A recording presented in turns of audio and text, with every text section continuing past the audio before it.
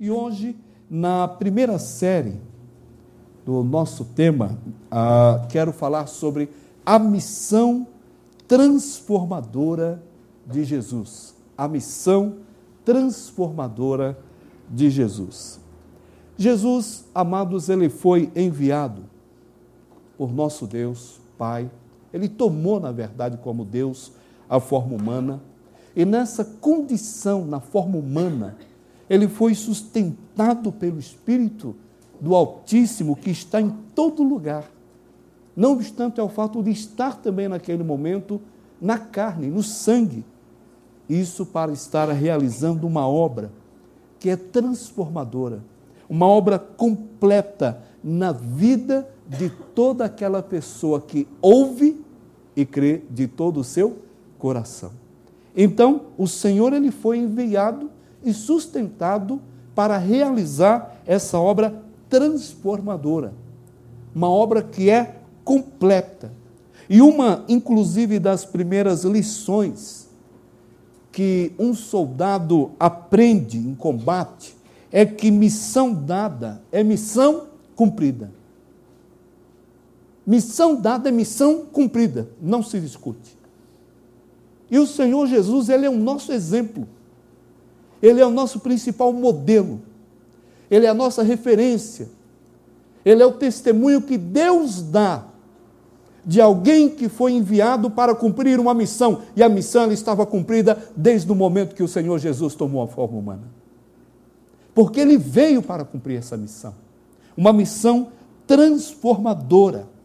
E Jesus ele cumpriu a sua missão para o qual foi enviado. Isso fica muito claro quando as suas últimas palavras na cruz do Calvário foi: tudo está consumado.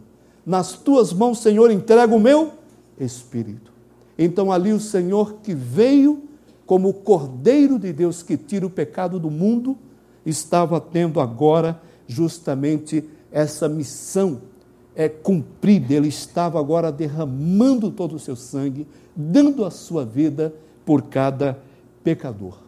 E algumas perguntas também nesse momento podem nos ajudar a pensar no cumprimento da nossa missão, ou da missão do Senhor Jesus. Uma pergunta que nós podemos fazer olhando para alguns personagens da Bíblia.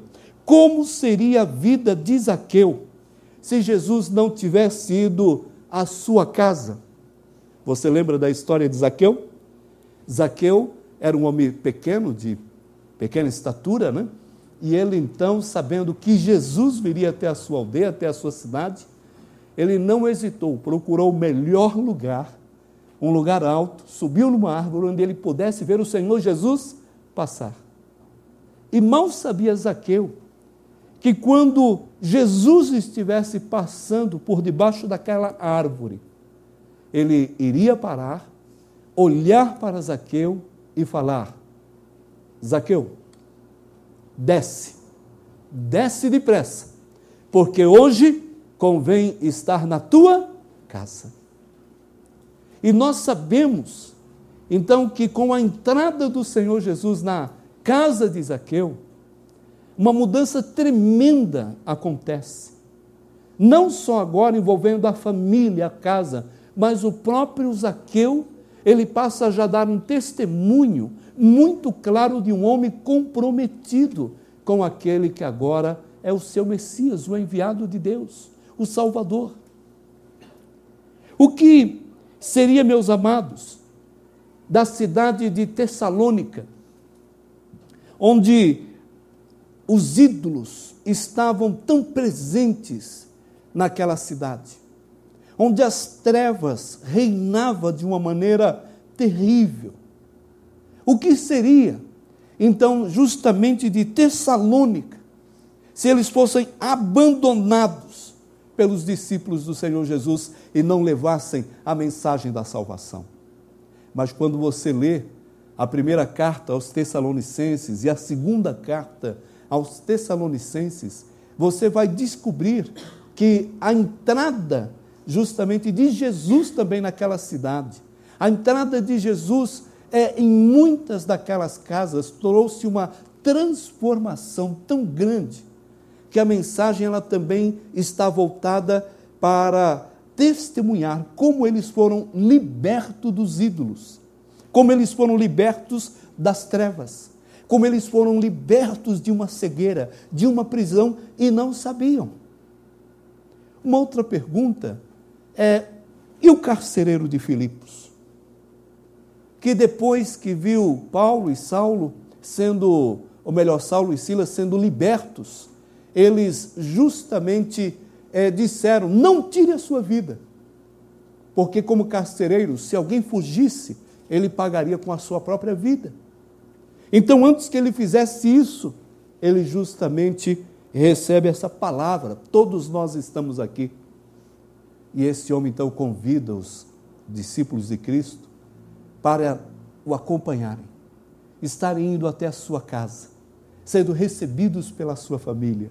E nós então ouvimos que com a presença de Jesus na vida desse homem, temos ali o nascimento inclusive de uma futura igreja do Senhor Jesus.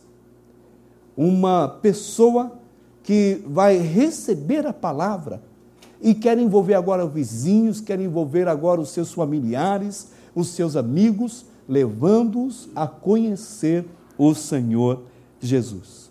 São 3 exemplos que a Bíblia nos dá rapidamente, entre tantos que eu estou compartilhando. Mas vamos então entrar propriamente no assunto, a missão transformadora do Senhor Jesus. Eu peço que me acompanhe no Evangelho de Lucas, capítulo 4. Lucas, capítulo 4. Farei a leitura dos versículos 16 a 20. Lucas 4, 16 a 20. Vamos ver como, na prática, como de maneira efetiva, nós podemos ver aqui a missão transformadora de Jesus nesse primeiro exemplo bíblico e aplicar na nossa vida. Lucas capítulo 4, no versículos 16 e 20, temos uma mensagem simples, preciosa e que certamente deve ser aplicada por mim e por você. Diz assim no versículo 16, Lucas capítulo 4, 16. Ele foi a Nazaré, onde havia sido criado. E no dia do sábado entrou na sinagoga, como era seu costume, e levantou-se para ler. Foi-lhe entregue o livro do profeta Isaías. Abriu e encontrou o lugar onde está escrito: o Espírito do Senhor está sobre mim, porque Ele me ungiu para pregar boas novas aos pobres. Ele me enviou para proclamar liberdade aos presos e recuperação de vista aos cegos, para libertar os oprimidos e proclamar o ano da graça do Senhor. Então ele fechou o livro, devolveu-o ao assistente e assentou-se. Na sinagoga, todos tinham os olhos fitos nele. Sabe por quê, amados? Porque diante deles estava o Messias pregado, anunciado, prometido, e que agora estava sendo cumprida uma profecia do livro de Isaías, capítulo 61, que são justamente essas palavras que o Senhor Jesus tinha acabado de ler na sinagoga. Então, a missão do Senhor Jesus, ela já está muito clara para nós nesse texto. E nós agora precisamos, então, tirar algumas lições e começar a aplicá-las nas nossas vidas. Então, a primeira lição que nós identificamos aqui é quando o Senhor diz: pregar as boas novas aos pobres. E o Senhor, então, Ele identifica ou faz menção na sua palavra de 2 tipos de pobres: os pobres materialmente falando e os pobres espiritualmente falando. Então é interessante pensar que a missão transformadora do Senhor Jesus vinha para falar com os pobres, os desprovidos materialmente, mas também a missão do Senhor Jesus Cristo veio para se cumprir na vida daqueles que eram pobres espirituais. É isso que o Senhor nos ensina em sua palavra, inclusive no Evangelho de Mateus, capítulo 5, onde temos a bem-aventurança, nós vemos no versículo 3 algo bem claro a esse respeito, quando o Senhor, ele diz, Mateus capítulo 5, versículo 3, bem-aventurados os pobres em espírito, pois deles é o reino dos céus.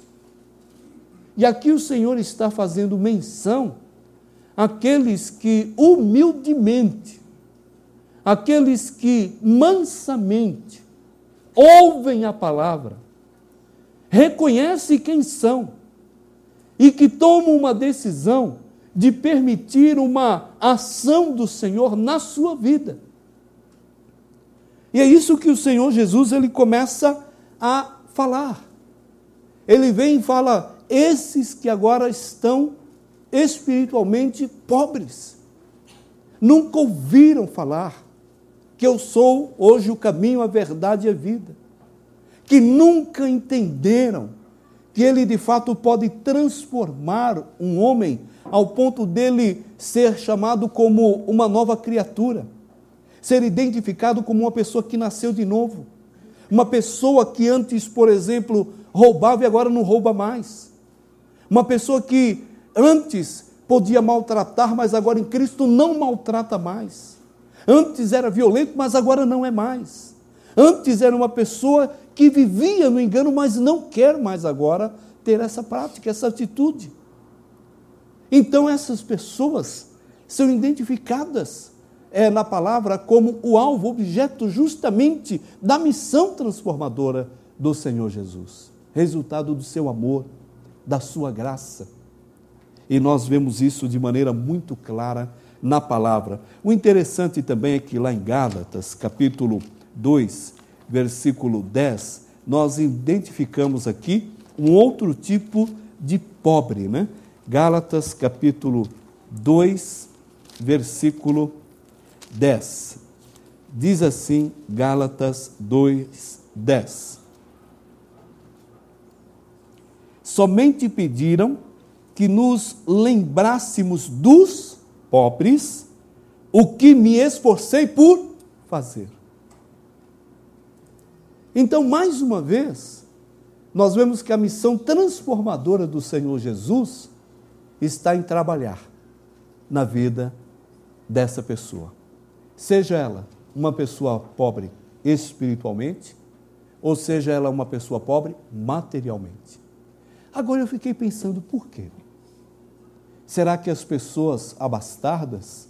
Será que as pessoas prósperas? Será que as pessoas que têm recursos, elas não precisam do amor, da graça, da misericórdia do Senhor Jesus? É claro que elas precisam. Por isso que o Senhor ele começa a falar com as pessoas, levando-as a entender que elas têm uma necessidade. Não importa o quanto de bens elas tenham, quanto que elas possuam, quanto que ela tem investido. O que importa é olhar para o seu estado nesse momento. E nesse momento, não resistir à palavra do Senhor, mas humildemente, mansamente, estar dizendo, eu sou essa pessoa. Eu preciso dessa ação do Senhor na minha vida. Duas situações que eu gostaria de compartilhar da minha experiência como missionário evangelista, que pude ser por um bom tempo antes de assumir só o pastorado. Eu comecei como seminarista pregando numa favela no estado de São Paulo, na Zona Leste. E eu e a minha esposa, recém-casados, íamos então para essa favela e ali começamos a pregar. Uma família, na verdade, começou a frequentar a igreja. A casa daquela pessoa nós pedimos que se tornasse um ponto de pregação. E nós então começamos naquele local onde não tinha ninguém salvo, mas eles cederam a casa a nos encontrarmos ali 2 vezes por semana, na quarta-feira e no sábado à noite. Para nossa surpresa, tanto minha como da Ede, a casa, sempre quando ela estava com as portas abertas para o Evangelho, tinha mais pessoas chegando. E mais pessoas chegando. E os donos da casa não eram convertidos. Eles não tinham Jesus ainda como seu Salvador. Eles estavam frequentando a igreja, estavam indo até a Igreja Batista da Vila Formosa, São Paulo, mas não tinham nenhum compromisso. Eles só gostavam, eles só apreciavam. E mesmo assim abriram a porta da casa deles. Não esqueço que tinha uns 5 meses de casado e um tiroteio terrível aconteceu naquela noite de sábado. E o ponto de pregação era quase no centro da favela. Nós tínhamos que passar por algumas vielas, muitos barracos, até chegar na casa desse senhor, dessa família. E dentro da casa, nós então nos jogamos naquele tiroteio no assoalho, no chão, e as balas então estouravam, era um barulho horrível. Eu tive medo, muito medo. E lembro que de repente eu olhei, a Edmilce estava do meu lado e com os olhos fechados orando. E de repente eu olhei e falei: Senhor, o que eu estou fazendo? Minha esposa, recém-casados, onde já se viu a família dela, se souber onde eu estou colocando a filha, que agora é minha esposa, mas não deixou de ser filha, aquilo foi um peso. Enquanto alguns oravam, eu estava orando: Senhor, me perdoe, eu não vou fazer mais isso. Eu tive tanto cuidado, tanto medo, que alguma coisa também acontecesse a Ede, que eu decidi que não ia voltar mais àquele lugar. Foi a minha decisão. Aí parou o tiroteio, todo mundo foi levantando, se arrumando, eu não sabia o que falar e uma pessoa levantou a mão e disse, eu não sei porquê, eu não era nem pastor, mas eles me chamavam de pastorzinho. Aí aquele senhor, ele falou: pastorzinho, pois não, será que nós podemos cantar aquele hino? Ó tão cego eu andei e perdido vaguei? Eu esperava que eles dissessem qualquer coisa, reclamassem, falassem mal do barulho, dos tiros, do perigo, não vale a pena estarmos ali. E eu então, que carregava os inários para ir naquele local, vários livrinhos do cantor cristão pequeno da época, e distribuía, fiquei envergonhado no meu coração, na minha alma, porque eu tinha tomado uma decisão: vou embora, não volto, inclusive pelo risco que não só estou correndo, mas colocando a Ede em risco. E aquela pessoa então abriu o inário, eu lembro que a Ede abriu também rapidinho, e felizes, nunca cantei tão bem aquele hino como naquela noite. Ó tão cego eu andei e perdido vaguei, longe, longe do meu Salvador. Era aquele povo cantando, era aquela gente que estava experimentando algo diferente na vida deles. Não era a música em si, não era só a letra, mas algo estava acontecendo. E naquele momento eu entendi o poder que o Evangelho ele tem. E naquele momento tomei a decisão de continuar ali até o dia que o Senhor assim permitisse. Passado pouco tempo, aquela família se converteu, aceitou Jesus, e outras famílias também aceitaram o Senhor Jesus. Como resultado, aquela primeira família, depois de algum tempo, ela disse, já batizados, eles disseram: pastorzinho, nós precisamos sair da favela, mas não muito longe. Nós precisamos alugar uma casa. A família, inclusive, saiu da favela primeiro. E depois eles falaram: agora nós vamos ficar estrategicamente perto. Nós vamos então alugar uma casa e vamos abrir uma congregação. Não é mais ponto de pregação. Um novo convertido. Tinha sido batizado há pouco tempo. Eu era o seminarista. Eu era o líder. Eu era a pessoa que deveria falar tudo isso já há muito tempo. E eles estavam ali, vivendo o Evangelho e querendo alcançar aquelas pessoas para o Senhor Jesus. E fizemos isso. E daquele lugar horrível nasceu uma igreja do Senhor Jesus. E até hoje, uma igreja continua naquela região, justamente pregando o Evangelho, anunciando o Evangelho, e inclusive ali eu tive uma experiência tremenda de um jovem de 16 anos, por nome Jussieldo, que estava com a sua vida acabada, a sua mãe alcoólatra, seu pai tinha ido embora com outra pessoa, e ele ficava da casa dele, do barraco dele, ouvindo a mensagem, todo sábado, até que um dia ele falou, me parou e disse, você não é o pastorzinho? Eu falei, dizem. Nunca me apresentei assim, estão falando que eu sou. Ele falou, o que é que eu preciso fazer para me tornar um crente? E eu olhei e dei o plano de salvação, numa viela escura, com cheiro de esgoto a céu aberto. Oramos e ele aceitou Jesus como seu salvador pessoal.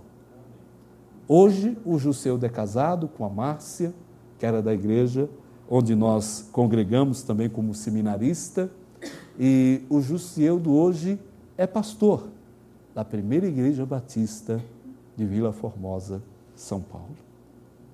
Testemunhei isso. O que eu vi não foram pessoas boas tomando uma decisão. O que eu vi foi uma missão transformadora tremenda, que não estava sendo promovida por mim, que estava com medo, que não estava sendo promovido por aquele grupo de pessoas que tinham em si algo especial, mas estava acontecendo através, justamente agora, dessas pessoas, algo transformador. E cada vez eu entendia que o Senhor Jesus era a causa única do que estava acontecendo. E indo a São Paulo, são 2 lugares que eu não posso deixar de visitar. É a igreja, minha igreja mãe, onde eu aceitei a Jesus, e a igreja que nós ajudamos a organizar. Por quê? Porque elas estão em nosso coração até hoje. A missão transformadora do Senhor Jesus faz isso. Transforma pessoas, mesmo pobres materialmente, e mesmo que elas nunca cheguem a ser ricas materialmente, elas podem ser tão ricas ao ponto de estarem anunciando o amor, a graça, a bondade, a fidelidade, a transformação de uma vida que só tem quem tem o Senhor Jesus como seu Salvador pessoal, que só anuncia quem já foi transformado também pela própria missão cumprida por nosso Senhor e Salvador Jesus. Como é que você está? A outra experiência é que na empresa que trabalhava, na editora Abril, eu conheci o fundador da Abril, um italianão. E eu entrei nessa empresa com 14 anos. E eles viram, então, o meu crescimento, né? Não tanto em estatura, mas na empresa, como aprendiz. Depois passei a ser meio oficial gráfico, depois passei a ser gráfico, fui promovido, assumi depois um setor, ali eles também me ajudaram a pagar a faculdade. Eu só sei que um dia ele estava passando, eu estava operando a minha máquina, uma impressora offset, 4 cores, enorme, ela quase tomaria todo esse prédio aqui. E eu estava então operando a minha máquina, e de repente parou o fundador da empresa. Ele andava e conversava com as pessoas, e ele olhou para mim e falou: como você está, filho? Tudo bem? E eu falei: tudo bem. Nunca pensei que conversaria com alguém tão grande, tão rico, tão poderoso, como fundador da Editora Abril. Enorme a empresa, já naquela época. E eu então estava do lado, e no meu coração, uma voz que eu já tinha ouvido algumas vezes. Em alguns momentos eu obedeci, em outros não. Mas naquele momento, novamente, a voz fala de Jesus, fala do Evangelho. E eu como vou falar para esse homem? E aquele homem do meu lado, ele fez uma pergunta: você gosta de trabalhar aqui? Eu gosto, eu aprendi a gostar dessa empresa, ela está investindo em mim. Muito bom, muito bom. Você mora onde? Eu falei, você tem casa? Sua família tem casa? Eu falei, olha, minha família não tem, mas eu tenho uma mansão. E ele olhou, você tem o quê? Eu tenho uma mansão, mas eles nem casa têm. E ele olhou, franziu a testa, e eu sorri e falei, sabe o que acontece? É quando eu entrei nessa empresa, eu não era cristão. E hoje eu sou um cristão, e ele é muito católico, faleceu há poucos anos. É muito católico. Mas eu falei com muito amor, com muito carinho. Olha, minha família não é cristã, mas eu entrei aqui, eu também não era. Mas há pouco tempo eu recebi Jesus como meu Salvador. E sabe o que eu descobri? Eu falei, eu descobri que toda pessoa que tem Jesus como seu Salvador tem um lugar preparado nos céus. E que a palavra de Deus, inclusive, fala que não há mansão no mundo que pode se comparar, nem as ruas desse mundo se comparar à cidade celestial. Então, eu tenho um lugar tremendo, a mansão celeste. E ele podia não estar entendendo nada, mas eu olhei para aquele homem e perguntei, o senhor tem uma mansão? E ele olhou e falou, assim, eu acho que não. E eu olhei para ele e falei, mas eu vou orar pelo senhor. Bateu nas minhas costas, foi embora, nunca mais nos conversamos. Só dava bom dia, boa tarde. Eu não sei. O que eu sei é que a missão transformadora do Senhor Jesus, ela é real, é verdadeira e nós precisamos falar do Senhor Jesus, anunciar o Senhor Jesus. Sabe por quê, meus amados? Porque cuidar dos que estão com o coração quebrantado faz parte também da missão transformadora do Senhor Jesus. E se eu já tive a minha vida nessa condição, e hoje não tenho porque Jesus é o meu Senhor, é o meu Salvador, então eu olho para a missão transformadora de Cristo e entendo que a missão de Cristo é justamente trabalhar na vida desses corações, dessas vidas, pessoas quebrantadas, ao mesmo tempo quebradas. Isaías 61:1, que é o que o Senhor Jesus, ele nos ensina. Quebrantados ou quebrados por causa das dores da vida. Você sabia que convive com pessoas, estuda com pessoas, trabalha com pessoas, talvez se relaciona com pessoas, profissionalmente falando, que são pessoas quebradas pela rejeição, quebradas pelo abandono, quebrados pela depressão, quebrados pelas angústias, pessoas que estão precisando de uma única palavra, de alguém que possa falar algo diferente, como Deus o ama, Deus se importa com você, Deus, ele não desiste da sua vida, Deus, ele mostrou no mais alto grau o seu amor por você, quando enviou o Senhor Jesus para dar a sua vida por você. Nós não precisamos de muitos recursos, mas precisamos entender que a missão transformadora, ela é do Senhor Jesus, e Ele quer justamente fazer isso na vida das pessoas.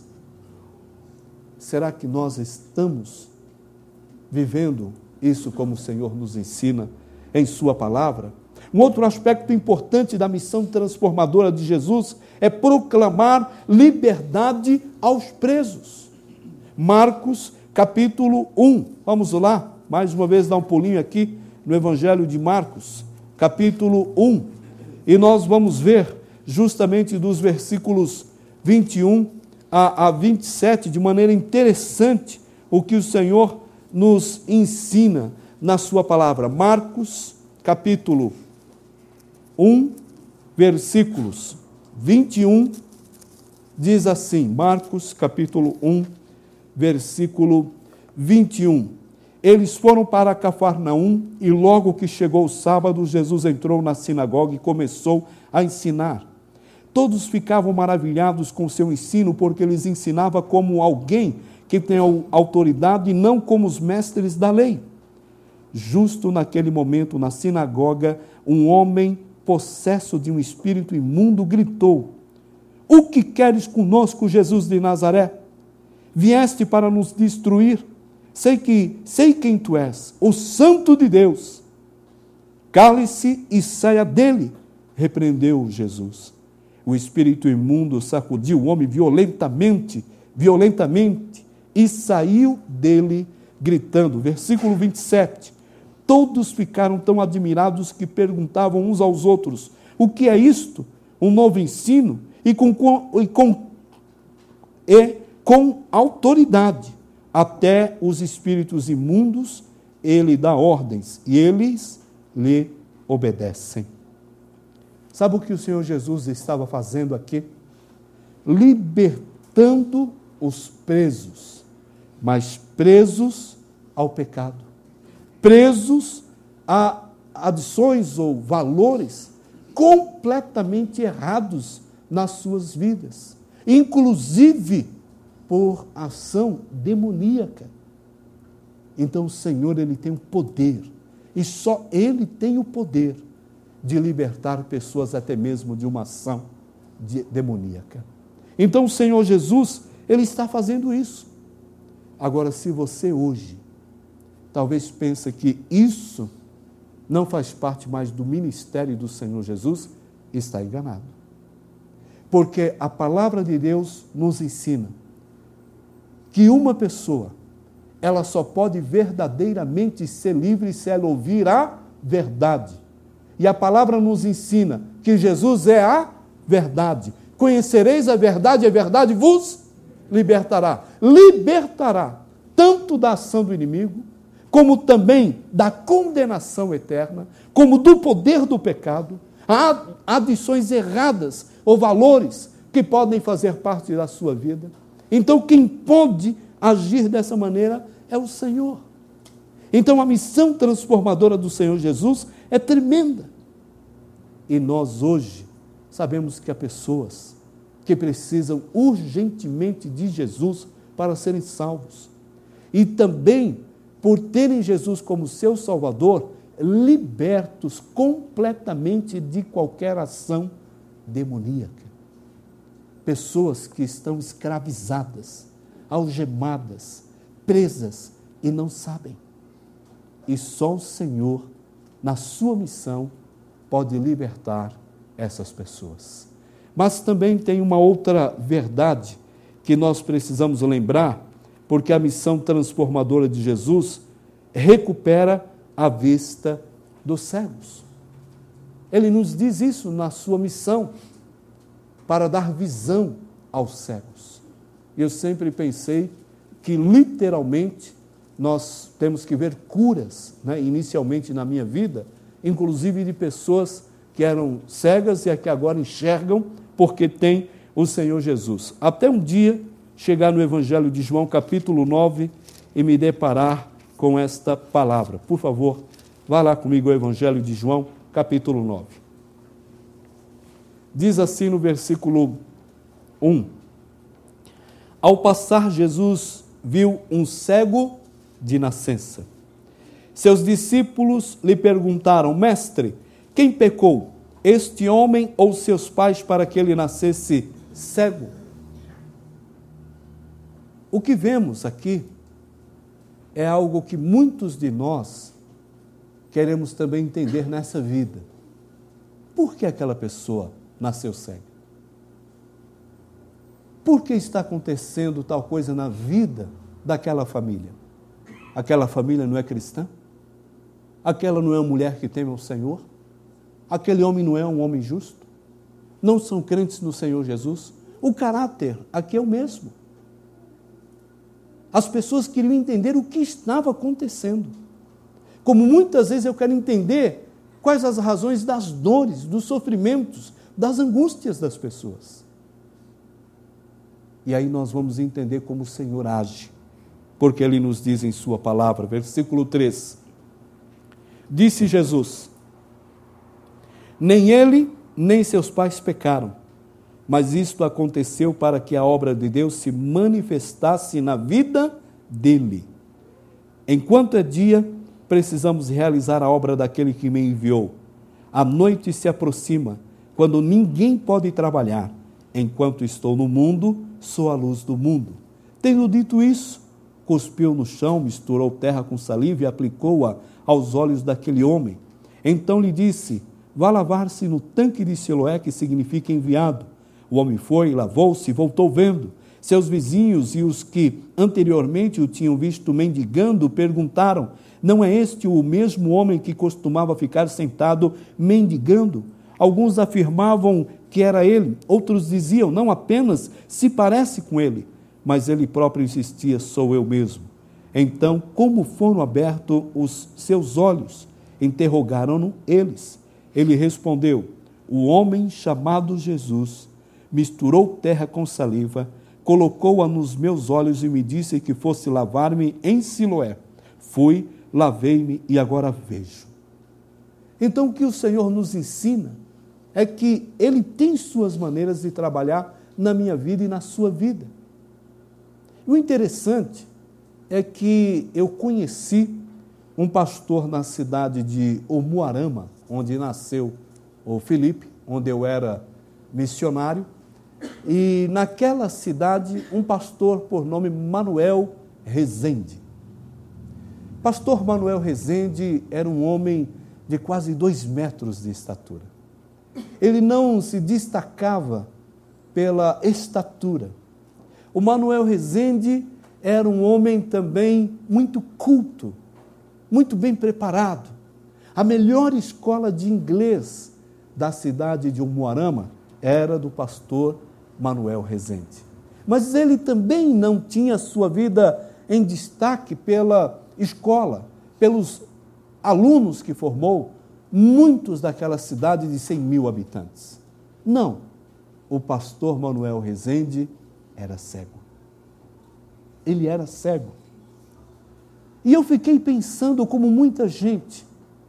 Já pensou se o Senhor dá visão para esse homem? Mas sabe o que é interessante? O pastor Manuel não entendia assim. Ele entendia justamente como o Senhor.